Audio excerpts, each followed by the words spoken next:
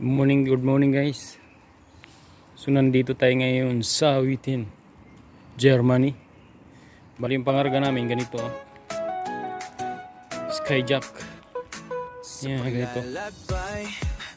Ang bukas nila ay alas 8. Yung si Rafael. So double pa rin kami hanggang ngayon.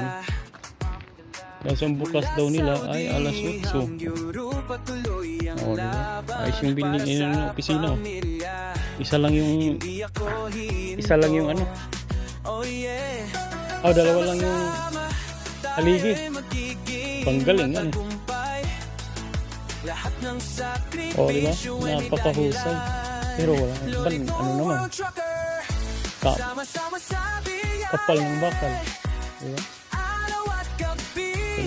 Oh, doon kaso.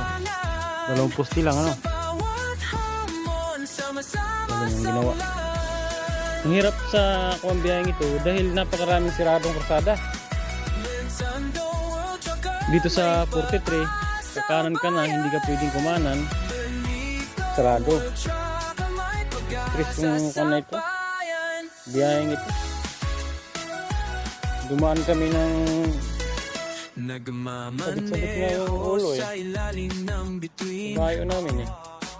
Puno ng pag-asa kahit pagod ay iniwan. Pinagdaraanan pero di ako susuko. Ipinaglalaban ko sa ruta ng buhay. Sa kanila din siguro to. May Skyjack. Baka dyan kami mag-aandot.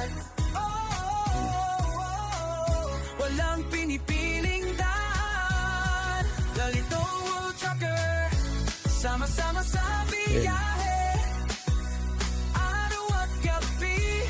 Walang pag-aalilangan. Baka dito. Sa bawat hamon. Sama-sama sa laban. Dami pa naman yun. Baba dito. Pag-asa sa bayan. Sama-sama sa biya. Gigano kulin lahat. Oh, mamakalipilin na. Ang oras pa lang oh. Update kasi masyado kasi silang ano, hindi nila tinitingnan kung anong oras yung bukas eh. Yan ang problema sa kanila. 8:30 yung nakalagay sa Google eh, sabi 8 o'clock.